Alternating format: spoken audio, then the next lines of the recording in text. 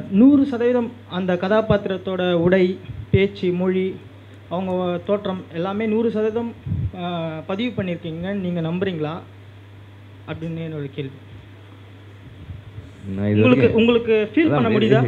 நான் இது வரைக்கும் எடுத்த எந்த படமும் நல்ல படம்னு சொன்னதே கிடையாது, புரியுதா? இந்த படத்தையும் நான் அப்படி சொல்கிறது கிடையாது, எங்கேயுமே நான் அப்படி சொல்கிறது இல்லை. 100% ஒரு சினிமாக்காரனுக்கு எதுவுமே கிடையாது, 100% யாருக்குமே கிடையாது. அதனால் அந்த உணர்வு எனக்கு இல்லை. அடுத்தது மன்னிக்கவும், ஆக்சுவலி அவர் எழுதியிருக்கிற கேள்வியை வந்து வேறு மாதிரி கேட்டார்னு நினைக்கிறேன். அந்த கேள்வி வந்து நான் வந்து சார்ட்ட கேட்குறேன்.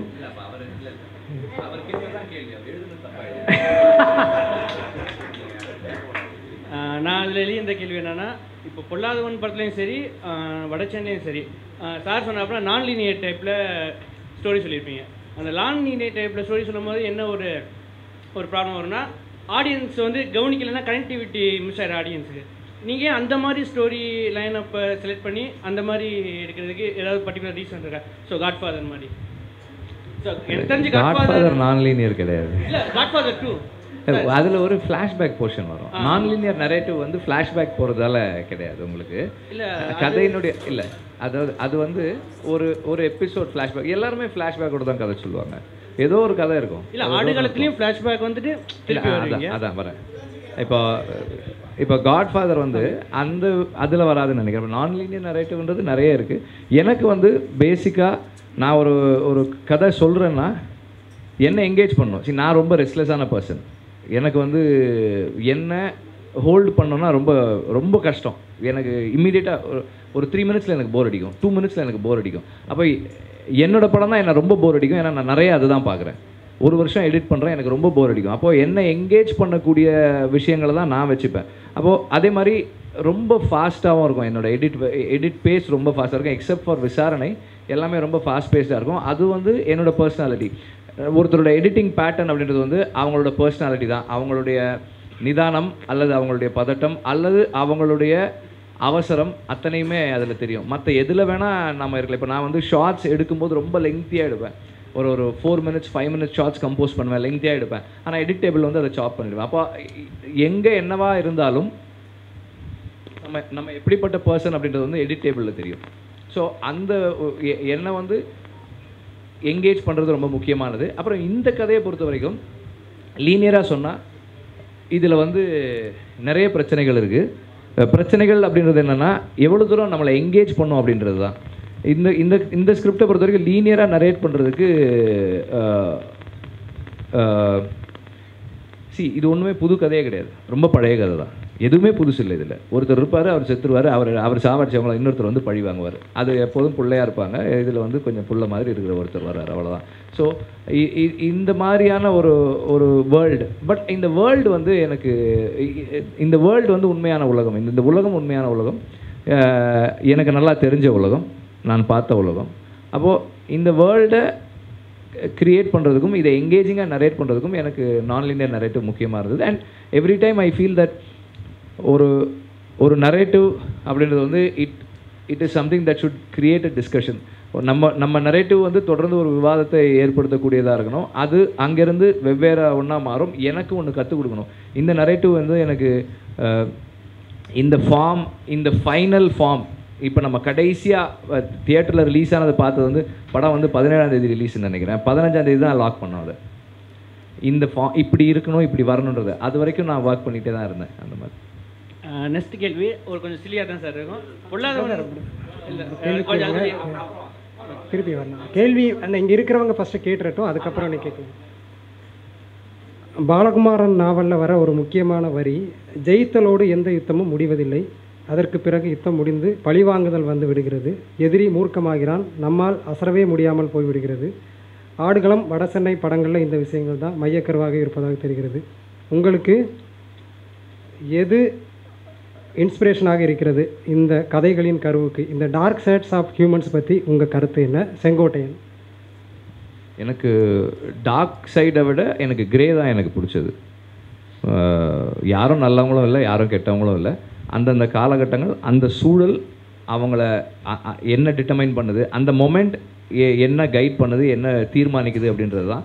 அது ஒட்டுமொத்தமாக சீர்தூக்கி பார்த்து சரியான பக்கத்தில் இருக்கமா தவறான பக்கத்தில் இருக்கமான்றதை பொறுத்து தான் நம்ம ஒருத்தரை நல்லவங்க கெட்டவங்கன்னு சொல்கிறோம்னு நினைக்கிறேன். மற்றபடி தனிப்பட்ட முறையில் வந்து எல்லாருக்கும் ஒரே எல்லாமே ஒன்று தான் நினைக்கிறேன் நான்.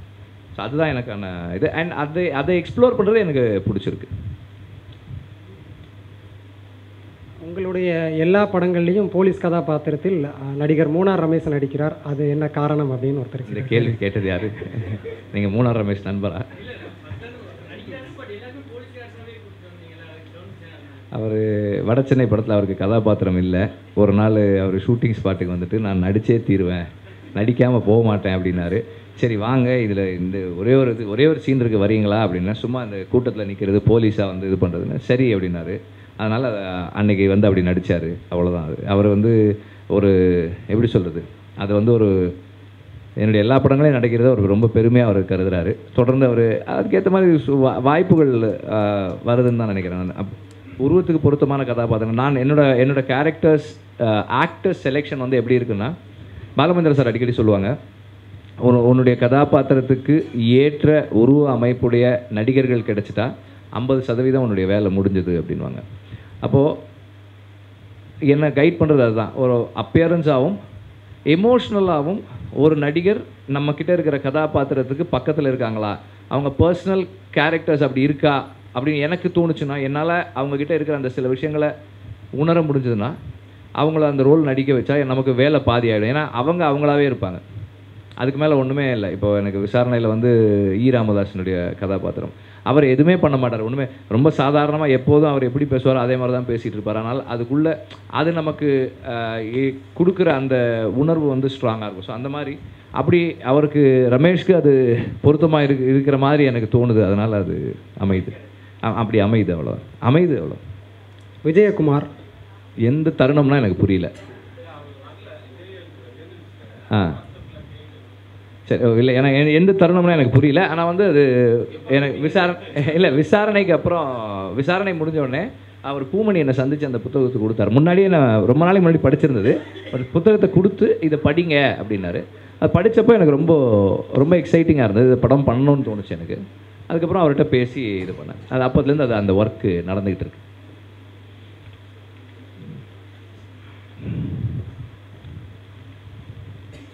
கவின் அப்படின்னு ஒருத்தர் கேட்டிருக்காரு, கட்டாயமாக ஸ்டோரி கதை சொல்வதற்கு உதவுகிற லிட்ரேச்சர் சார்ந்த 5 புத்தகங்கள் கூறவும், அவை எவ்வாறு பயன்பட வாய்ப்பிருக்கிறது? உங்களிடம் இருக்கும் இலக்கிய செழுமையை பயன்படுத்தி நீங்கள் வடிவமைத்த ஒரு காட்சி சொல்ல முடியுமா? இது மாதிரி எதுவும் சொல்ல முடியாதுன்னு நினைக்கிறேன். சரி, இதை வந்து கான்ஷியஸாக எதுவும் பண்ண முடியாது. இப்போ லிட்ரேச்சர் வந்து நீங்கள் கான்ஷியஸாக பண்ணிங்கன்னா அதில் இருக்கிற சீன் இதில் பண்ணுறது தான், அதான் கான்ஷியஸாக நம்ம பண்ண முடியும். ஆக்சுவலாக நம்ம படிக்கிறதுன்றது வந்து நம்ம லைஃப்பை என்ரிச் பண்ணிக்கிறதுக்கும் நம்ம உலகத்தை புரிஞ்சுக்கிறதுக்கும் நம்ம பார்வையை விரிவுபடுத்திக்கிறதுக்கும் தான் நினைக்கிறேன் நான். ஏன்னா நான் அடிக்கடி சொல்கிறது தான், இப்போ ஒரு உல்ஃப் டாட்டம்னு ஒரு நாவல் நான் படித்தேன். அது வந்து அந்த நாவலிஸ்ட் வந்து ஒரு 26 இயர்ஸ் மங்கோலியன் ட்ரைபோடு இருந்து, அவர் சைனாக்காரர், அவர் மங்கோலியன்ஸோடு இருந்து அவங்க அந்த வாழ்க்கை, அவர் பார்த்த வாழ்க்கை, சைனாவுடைய திட்டங்கள் எப்படி அந்த பழங்குடியை அழிச்சுது, அந்த வாழ்க்கை முறை அழிச்சுதுன்றதை பற்றி ஒரு புத்தகமாக எழுதியிருக்காரு. அது ஒரு 600 பக்கம்.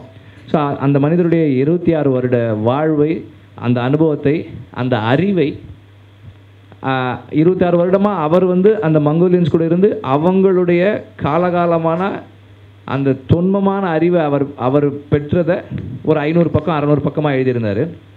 அந்த 500 பக்கத்தை நான் படிக்கும்போது அவருடைய அந்த 26 வருட வாழ்க்கை அனுபவம் நமக்கு கிடைக்குது. ஸோ ஒரு 25-26 வயசு வரைக்கும் தான் நம்ம வாழ்க்கையோட நேரடியாக தொடர்பில் இருக்கும். அதுக்கப்புறம் வந்து படிக்க ஆரம்பிச்சிட்டா அதுக்கப்புறம் வந்து நமக்கு எல்லாமே செகண்ட் ஹேண்ட் இன்ஃபர்மேஷன் தான், நேரடியாக எதுவுமே நமக்கு வராது. வாழ்க்கை அனுபவங்கள் எல்லாத்தையுமே கதையாக மாற்றுறதுக்கும் காட்சிகளாக மாற்றுறதுக்கும் உணர்வாக மாற்றுறதுக்கும் முயற்சி பண்ணிக்கிட்டே இருக்க மாட்டோம். முயற்சி பண்ணிக்கிட்டே இருப்போம், அதை அந்த மொமெண்ட் இருக்க மாட்டோம். அது நிறைய பேருக்கு அது நடக்கும். அப்போ இந்த மாதிரி அப்போ அதுக்கப்புறம் நம்ம பர்சனல் லைஃப் வந்து ஒரு இடத்துல நின்றுடும். இப்போ இது மாதிரி வாசிப்பு அல்லது நல்ல படங்கள் பார்க்குறது, நல்ல படங்கள் கம்மி, அதனால் வந்து வாய்ப்புகள் அதுக்கு கம்மி தான். அப்போது நல்ல புக்ஸ் ரீட் பண்ணுறதுன்றது வந்து நம்முடைய வாழ்க்கையை, நம்ம அனுபவத்தை செழுமைப்படுத்திக்கிட்டே இருக்கும்னு தான் நினைக்கிறேன். அங்கேருந்து தான் வரும். அப்புறம் சினிமா எடுக்கிறதுக்கு அப்படின்னு தனிப்பட்ட முறையில் புக்ஸ் எதுவும் இல்லைன்னு தான் நினைக்கிறேன். இல்லை, அதான் அந்த கதை தான் தீர்மானிக்கணும், அந்த ரைட்டரோட ஆளுமை தான் தீர்மானிக்கணும் அதை. ஸோ ஐ திங்க் கிளாசிக்ஸ் எல்லாமே எனக்கு பிடிக்கும், கிளாசிக்ஸ் எல்லாமே பிடிக்கும். எனக்கு ரொம்ப கனெக்டடாக இருப்பேன். பட் நான் தமிழ் ரொம்ப படித்ததில்லை, ரொம்ப கம்மியாக தான் நான் தமிழ் இலக்கியம் படிச்சிருக்கேன். பட் கிளாசிக்ஸ் எனக்கு இங்கிலீஷில் இருக்கட்டும், ரஷ்யன் ட்ரான்ஸ்லேஷன்ஸ் இருக்கட்டும், அதெல்லாமே எனக்கு நெருக்கமானது.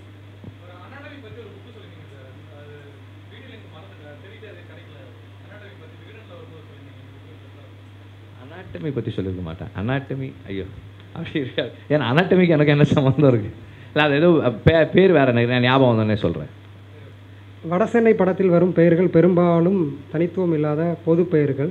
அன்பு, செந்தில், குணா, ராஜன், வேலு, மேலும் நிறைய கதாபாத்திரங்கள் இருப்பதால் அவர்களின் பெயர்களை பொருத்தி கொள்வது சிரமமாக இருந்தது. படம் முடிந்த பின் கதாபாத்திரங்கள் மறந்தது போல் அந்த நடிகர்கள் பெயர்கள் மட்டுமே நினைவில் உள்ளது. இது பற்றி உங்கள் கருத்து என்ன? வேந்தன் அப்படின்னு ஒருத்தர் கேட்குறாரு. ஓகே, எனக்கு இது புதுசாக இருக்குது. ஏன்னா எல்லாருமே வந்து கேரக்டர் பேர் ஞாபகம் இருக்குது அப்படின்னு சொன்னாங்க. அது எனக்கு புதுசாக இருக்குது. ஏன்னா கேரக்டர்ஸ் பேர் ஞாபகம் இருக்கிறதுக்கு காரணம் வந்து அது நாங்கள் கான்ஷியஸாக முதல்ல ப்ரமோட் பண்ணோம் அந்த கேரக்டர்ஸ் பேர். ஏன்னா நிறைய கேரக்டர்ஸ் இருக்காங்க, மறக்கிறதுக்கு வாய்ப்பு இருக்குதுன்னு தெரியும். அதே நேரத்தில் நான் முன்னாடி சொன்ன மாதிரி ரொம்ப அவசரமாகவும் சொன்னோம். முதல் 30-40 மினிட்ஸ் வந்து யாருக்கும் எதுவுமே புரியாத மாதிரியான ஒரு வேகத்திலே இருக்கும். என்னடா நடக்குது, என்ன நடக்குது, எதுக்கு நடக்குது, நான் எதையும் இதை பார்க்கணும் அப்படின்ற ஒரு தன்மையிலே தான் போயிட்டுருக்கோம். ஏன்னா காரணம் வந்து நிறைய சொல்லணும், ஒரு குறிப்பிட்ட டைம் ஃப்ரேம்குள்ளே சொல்லணுன்றதால இருந்தது தான். பட் கேரக்டர்ஸ் பேர் ஞாபகம் இல்லைன்றது எனக்கு ஆச்சரியமாக இருக்குது. ஏன்னா இங்கே அவர் அமீர்னு பேசவே இல்லை, அவர் ராஜன் அப்படின்னு தான் பேசினார்.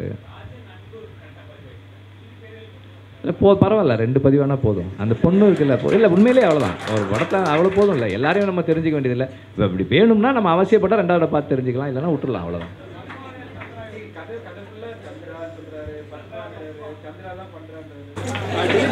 சாரி, நெக்ஸ்ட் போகலாம். டெலிட் பண்ணிட்டீங்களா?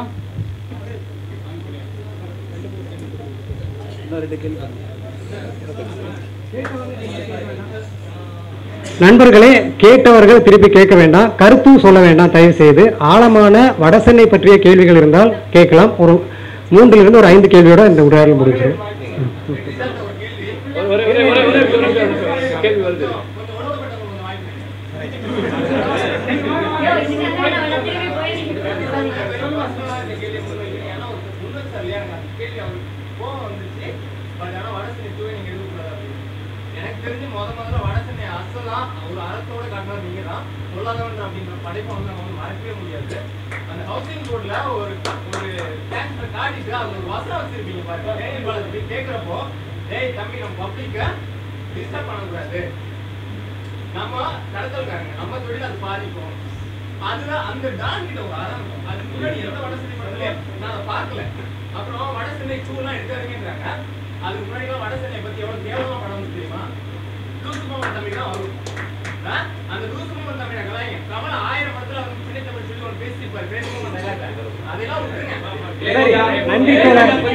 நன்றி நன்றி நன்றி தோழர்.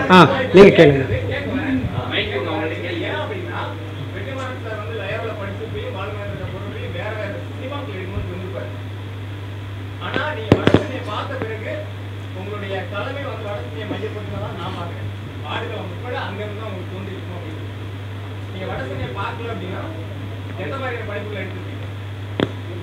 எனக்கு 2-3 விஷயங்கள் இருக்குது. நான் வந்து பாலமேந்திர சாரோட இருந்துட்டு எனக்கு 2002 படம் பண்ணுறதுக்கான ஒரு வாய்ப்பு கிடைச்சிது. நல்ல வேளை அது மிஸ் ஆயிடுச்சு. மிஸ் ஆயிருந்தால் அப்போ நான் வேறு ஏதாவது இருப்பேன். ஏன்னா அந்த நேரத்தில் தான் வந்து டிவிடிஸ் வந்து நம்ம ஊருக்கு பைரேட் பண்ண ஆரம்பித்தாங்க. சென்னையில் நிறைய கிடைக்க ஆரம்பிச்சிது. அதுக்கப்புறம் தான் வேர்ல்ட் சினிமாவோட எக்ஸ்போஷர் கிடைக்குது. அதுக்கு முன்னாடி வந்து மாதத்துக்கு 2 ஃபில்ம் கிளப்ஸ் இருந்துச்சு. இவங்க 3 படம் போடுவாங்க, அவங்க 3 படம் போடுவாங்க. கரெக்டாக அன்றைக்கி வந்து டைரக்டர் வேலை வச்சுருவார். அதனால் அதுக்கு போகவே முடியாது. ஸோ எப்போயாவது தான் போய் பார்க்க முடியும். அப்படி இருந்தது மாதிரி சம்பளம் வாங்கின உடனே நேராக போய் 10 டிவிடி வாங்கிட்டு வந்துட்டு, இப்போ நான் ஒரு 10 வாங்கினா அதே டிவிடி ராம் வாங்க மாட்டார். அப்புறம் மற்ற நண்பர்கள் வாங்க மாட்டாங்க, மாற்றி மாற்றி வாங்குவோம். எங்கிட்ட இருக்கிற 10 பார்த்துட்டு அவரோட 10 பார்ப்போம். ஸோ மாதம் பூரா ஒரு படம் அல்லது 2 படம் புதுசாக உலக சினிமா பார்த்து எக்ஸ்போஷர் கிடைச்சிது. அதுக்கப்புறம் தான் வந்து நரேட்டிவ் எல்லாம் பண்ணலாம், மாற்றலாம், புதுசாக சொல்லலாம். எஸ்பெஷலி ஸ்பானிஷ் ஃபிலிம்ஸ் வந்து பார்த்தா அந்த ஸ்பானிஷ் லிட்ரேச்சருடைய இன்ஃப்ளூயன்ஸில் இருக்கும். ஸ்பானிஷ் லிட்ரேச்சர் தான் வந்து ஃபார்ம், நரேட்டிவ் ஸ்ட்ரக்சரில் நிறைய எக்ஸ்பெரிமெண்ட் பண்ணிகிட்டே இருக்காங்க. இன்றைக்கி வரைக்கும் அவங்க பண்ணிகிட்டே இருக்கிறாங்க. அப்படி நிறைய படங்கள் ஸ்பானிஷ் ஃபிலிம்ஸ் பார்க்குறதுக்கும் அந்த ஃபார்ம் எக்ஸ்ப்ளோர் பண்ணுறதுக்குமான வாய்ப்புகள் கிடச்சிது. அங்கேருந்து தான் வந்து துவக்கம்னு நினைக்கிறேன். அதே மாதிரி வட சென்னை அப்படின்றது வந்து நீங்கள் சொன்ன மாதிரி இப்போ எனக்கு வந்து எல்லாத்துக்குமே சோர்ஸ் அதுதான். அங்கேருந்து இந்த ஸ்ட்ரக்சர் தான், இந்த கதை, இந்த தன்மை, இதிலேருந்து தான் போய் எல்லாத்துக்குமான ரெஃபரன்ஸும் நான் எடுத்துகிட்டு வந்துகிட்டே இருக்கிறேன். இதுக்கப்புறம் எனக்கு புதுசாக தான் ஏதாவது பண்ணணும்னு நினைக்கிறேன். ஏன்னா இதுக்குள்ளே இருக்கிற இந்த வேர்ல்டு, இது எனக்கு கொடுத்த கேரக்டர்ஸ், இது எனக்கு லைஃப்பை பற்றி கொடுத்த அண்டர்ஸ்டாண்டிங், இது எல்லாமே அங்கே இருக்கிற ஒருத்தர் அவருடைய அனுபவங்கள், அவர் பார்த்தது, அவர் சொன்னது, அவர் வாழ்ந்தது தான் அது இந்த வாழ்க்கை. அவரோட இன்ட்ராக்ட் பண்ணி அவர் இந்தந்த இடத்துல இதெல்லாம் நடந்துச்சுன்னு காமிச்சு அதை பதிவு பண்ணியிருந்தோம். மேபி எனக்கு வந்து இந்த உலகம் வந்து டீப்பராக என்னோட பர்சனாலிட்டியோட கனெக்ட் ஆகக்கூடியதாக இருந்ததுன்னு நினைக்கிறேன். பாலமேந்திர சார் கூட இருக்கும்போது அப்போ நான் பண்ணணும்னு நினச்ச படங்கள் என்னோடய பர்சனாலிட்டியோட அந்தளவு கனெக்ட் ஆகாததாக இருந்ததுன்னு தான் நினைக்கிறேன் நான். அதனால் எனக்கு இதுதான் எனக்கு எசென்ஷியலான ஃபேக்டர். இந்த வேர்ல்டு எனக்கு அறிமுகமானது தான் நினைக்கிறேன் நான்.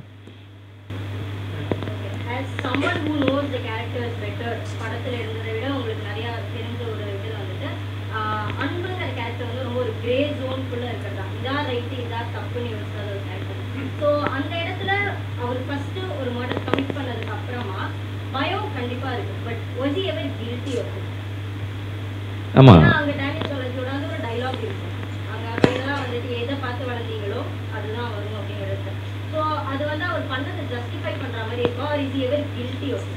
த்ரூஅவுட்டாக கில்ட் இருக்க தான் செய்யுது அவங்களுக்கு. அந்த கில்ட்டோட தான் இருக்காங்க. அந்த கில்ட் இல்லைன்னா வந்து why would he feel so committed to someone and where he ends up doing something which he doesn't want to do. So அதனால் கில்ட் இருக்கு. அவர் ஒரே ஒரு நிமிஷம் இல்லை, எல்லாருமே கேட்கலாம்.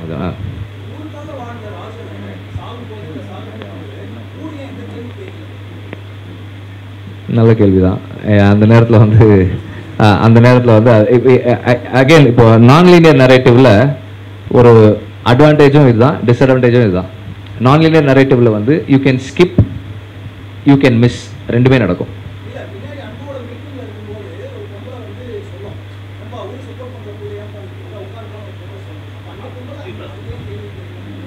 ஆமாம், கேட்டிருப்பாங்கன்ற அதான் சொன்னேன். நான் லீனியர் நரேட்டிவ்ல சிலது வந்து நம்ம ஸ்கிப் பண்ணுவோம், சிலது மிஸ்ஸும் ஆகிடும் அப்படின்ற நான்.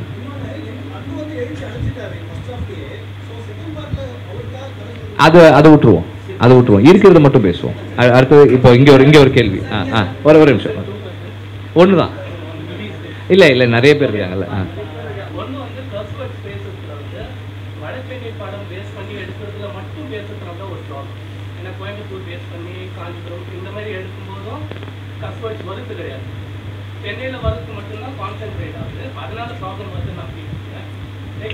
இல்லை ஒரே கேள்வி. இல்லை முடிச்சிடறேன். இல்லை இது போ. சரி, ஓகே.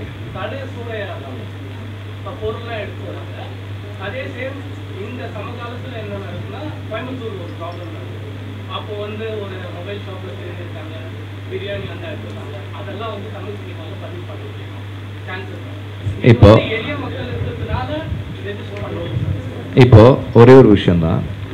நான் வந்து இந்த கெட்ட வார்த்தை பேசுறதுன்றது வந்து you should understand something. It depends on personality. நீங்கள் கேட்டீங்க, என்ன பேச விடணும், அதுதான் முறை. So it depends on personality. இப்போது வட சென்னையிலேயே பிறந்து வளர்ந்த கெட்ட வார்த்தையே பேசாத என்னுடைய நண்பர்கள் பல பேர் இருக்காங்க. என் கூட ஒரு ஒர்க் பண்ணுற சேகர்னு, அவர் வந்து பதறுவார் அந்த மாதிரி வார்த்தை கிட்ட. அவர் நாட் மெட்ராஸ்காரர் தான் அவர். ஆனால் என்னுடைய படங்களில் பொல்லாதவனில் வந்து 285 பீப்ஸ் இருக்கும். ஆடுகளமில் 500க்கும் அதிகமான மியூட் இருந்தது. வட சென்னையில் அது மாதிரி. அப்போ என்னன்னா, it is me, not the people. You should understand that. இப்போ நான் என்னை இப்படி வெளிப்படுத்திக்கிறேன். என்னால் என்னை இப்படி வெளிப்படுத்திக்க முடியுது. கோயம்புத்தூரில் அப்படி ஒரு காட்சி அமைக்கப்பட்டால் கண்டிப்பாக அதை நான் வைப்பேன். அது தேவையாக இருக்கும்போது நான் வைப்பேன். இப்போது அதாவது என்ன சொல்கிறது, படம் போகிற வேகம் ஒன்று இருக்குது, இப்படி பல விஷயங்கள் இருக்குது. அதனால் சிலது மிஸ் ஆகும். ஊரில் ஒரு ஒரு பெரிய தலைவருடைய மரணம் பல பேருக்கு பல விஷயங்களை பண்ணுறதுக்கான சூழல் உருவாகும். எல்லா இடங்களையும் நடந்தது தான். அந்த காட்சி நீங்கள் பார்த்தீங்கன்னா அந்த அந்த சீனோட எண்டில் வேறு யாருமே திருப்பி கொடுக்கல, இவங்க மட்டும்தான் கொடுத்துருக்குறாங்க அப்படின்னு ஒரு இடம் வரும். அதுதான் வந்து அந்த சீனில் முக்கியமானதுன்னு நான் நினைக்கிறேன். எல்லாரும் பண்ணுறாங்க, யாருக்கும் திருப்பி கொடுக்கறதுக்கான கண்ணியம் கிடையாது, அவங்களுக்கு அது இருக்குது. அதில் விமர்சனங்கள் எல்லாம் தாண்டி நான் எப்போதும் என்னை டிஃபெண்ட் பண்ணிக்க மாட்டேன். That is not my job. Whatever has to be said has been said in the film through the film. But இது ஒரு கிளாரிஃபிகேஷனுக்காக.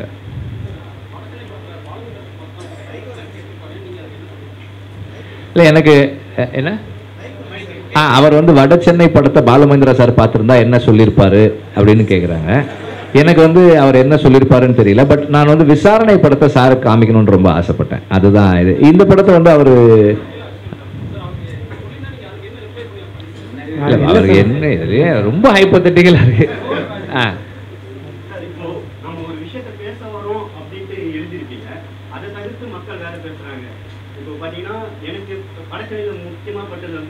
இன்னொரு கண்ணகி நகர் வேணாம், அதுதான் எனக்கு முக்கியமாக பட்டுச்சு. ஆனால் மக்கள் எல்லாருமே பேசுறது வந்து கெட்ட வார்த்தை பேசுறதா மக்கள் பேசுறாங்க. அண்ணனே நிறைய மீட்டிங்கில் வந்து சிங்கார சென்னையினால நம்ம எவ்வளோ பாதிக்கப்பட்டோம் தான் அண்ணன் நிறைய பேசியிருக்காரு. ஆனால் அண்ணனே வந்து கெட்ட வார்த்தை பேசுறதை போய் தான் பேசுறாரு. அப்போ அதெல்லாம் பற்றி சொல்றேன். அதெல்லாம் பார்க்கும்போது இப்போ நீங்கள் உங்களுக்கு அது என்ன ஃபீல் ஆகும்? நம்ம இதை பேசணும்னு எழுதியிருப்போம், பட் மக்கள் வந்து வேற விஷயம் பேசும்போது உங்களுக்கு ஃபீல் என்ன? ஒரு ஃபில்ம் மேக்கரா, ஒரு ரைட்டரா, ஒரு படைப்பாளியா உங்க வேலை படத்தை முடிக்கிறதோட முடிஞ்சிருச்சு. அதை யார் எப்படி நுகர்றாங்க, எப்படி பார்க்குறாங்கிறது அவங்களோட உரிமை. அதை வந்து நீங்கள் போய் சொல்லவே கூடாது. இது நான் இப்படி தான் நினச்சேன், ஏன் அவங்க அப்படி பார்த்தாங்க, அது நம்ம வேலை கிடையாது. அது அவங்க பார்க்குறாங்கன்னா அதுக்கான ஸ்பேஸ் நம்ம கொடுத்துருக்கோம்னா அதுக்கான ரெஸ்பான்சிபிலிட்டி நம்ம எடுத்துக்கணும். அதுவும் ரெஸ்பான்சிபிலிட்டி எடுத்துக்கிறதுன்றது எப்படின்னா அது உண்மையிலேயே அதுக்கான ஸ்பேஸ் இருந்தது. இப்போ பொல்லாதவன் படத்தில் வந்து ஒரு வசனம் ஒன்று இருந்தது. உனக்கு வந்து இப்போ உங்கள் அப்பாவுக்கு கால் போன மாதிரி உனக்கு போயிருந்தா என் பொண்ணு என் லைஃப் என்னன்ற மாதிரி வரும். அதில் ஒரு வார்த்தை நான் பயன்படுத்தியிருந்தேன். அப்போ அவங்க வந்து டிஃப்ரெண்ட்லி ஏபிள்டு அசோசியேஷன்லேருந்து எங்களுக்கு கால் பண்ணி பேசினாங்க. எங்களை ரொம்ப ஹர்ட் பண்ணிட்டீங்க நீங்கள் அப்படின்னாங்க. அப்போது 2 இஷ்யூஸ் வந்துச்சு அதில். ஒன்று வந்து தியாகராயா காலேஜ்லேருந்து எங்களுக்கு என் ஃப்ரெண்டு வந்து அவங்க அப்பா காசு கொடுத்து சேர்த்து விட்டாரு. நான் வந்து தியாகராயா காலேஜில் தான் படித்தேன், எங்கள் காலேஜ் அவமானப்படுத்திட்டீங்க அப்படின்னாங்க அவங்க. அவர் ஒரு நோட்டீஸ் கொடுத்தாங்க அவங்க. இவங்க வந்து இப்படி சொன்னாங்க. இப்போ நான் வந்து I gave a public statement. என்னோட இன்டென்ஷன் அது கிடையாது, தவறாக வந்திருந்தால் மன்னிச்சுங்க. அந்த வார்த்தையை வந்து நான் கான்ஷியஸாக பயன்படுத்தலை, அது தவறு தான், அப்படி அதுக்கான மன்னிப்பு நான் கேட்டுக்கிறேன்னு சொல்லியிருந்தாரு. இந்த காலேஜுக்கு நான் வந்து பதிலே சொல்லலை. காரணம் என்னென்னா அந்த காலேஜை வந்து நம்ம எந்த விதத்துலையும் தப்பாக சொல்லலை. அதனால் வந்து நான் அதுக்கு எதுவுமே பண்ணல. ஸோ அந்த மாதிரி தான் அது. ஸோ சிலது நாம் ரெஸ்பான்சிபிலிட்டி ஏற்றுக்கிறோம், சிலது ஏற்றுக்க வேண்டிய அவசியம் இல்லை. எல்லாருக்கும் வந்து நாம் நினச்ச மாதிரியே படம் போய் சேரணும்னோ அல்லது ஒரு எழுத்து போய் சேரணும்னோ அவசியமும் கிடையாது, அது நம்ம நோக்கமும் கிடையாது. நன்றி சார். சார் ஓகே, ஒரு last 3 questions. Just one question. எல்லாமே படத்தை பற்றி தான் பேசுகிறோம்.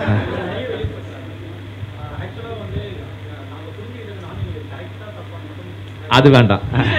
இல்லை ஒரே நிமிஷம் ஒரு சரி, ஓகே ஒரு 4 questions. நீங்கள் நிற்கிற 4 பேர் மட்டும் சொல்லுங்கள்.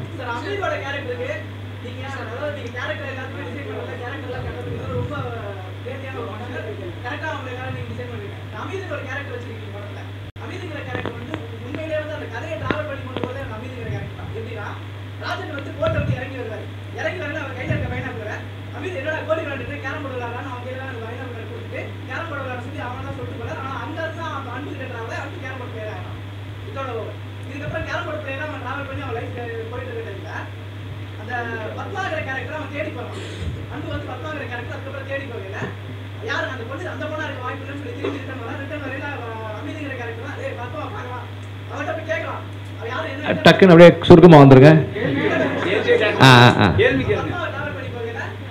இல்லை இது என்ன ஹமீது பற்றி நம்ம பேசுகிறோம் இல்லையா, சொல்லுங்களேன். எண்டுக்கு வந்துருங்க.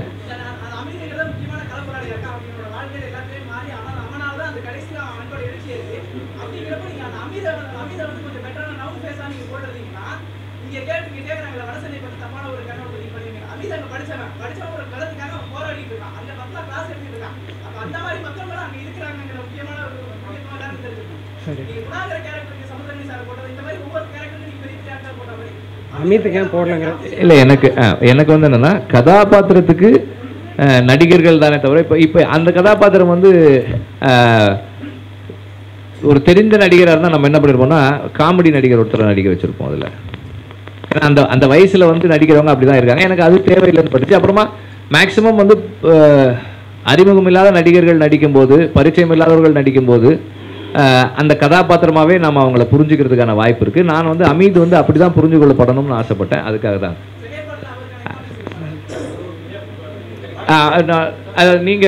நீங்கள் கேட்டிங்களா கொஸ்டின்? முடிச்சிட்டிங்களா? நீங்கள் கேளுங்க, ரொம்ப நேரமாக கேட்டு.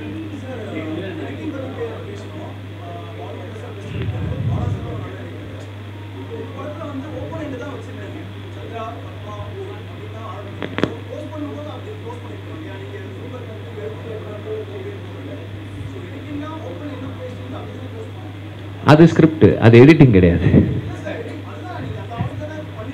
இல்லை அப்படி கிடையாது. ஃபர்ஸ்ட் அண்ட் ஃபார்மோஸ்ட் வந்து ஒரு எபிசோட்ஸாக கதை சொல்லி முடிக்கிறோம். கதை சொல்லி முடிச்சதுக்கப்புறம் ஒரு ஸ்பேஸ் இருக்கும். எபிசோட் முடிஞ்சதுக்கப்புறம் ஒரு ஸ்பேஸ் இருக்கும். அது வந்து நரேட்டரோட வாய்ஸ். ஓகே, நரேட்டரோட வாய்ஸ். அந்த லாஸ்ட் ஷாட் வந்து நரேட்டரோட வாய்ஸ். அதுதான். ஓகே, நன்றி தோழர்களே, நன்றி சார். இன்னும் 2 கொஸ்டின் ரொம்ப நேரம் கேட்டிருக்காங்க.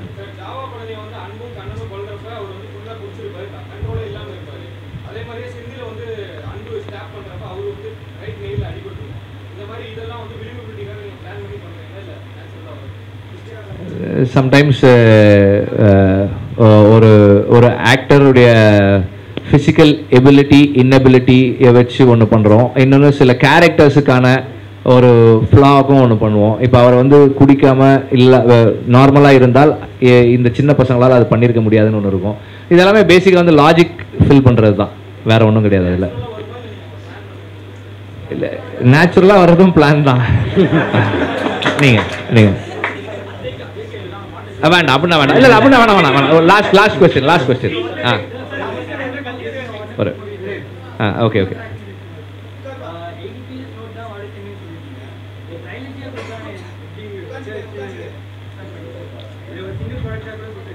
இல்லை, சொல்லவே முடியாது, அவ்வளோ கதை இருக்குது.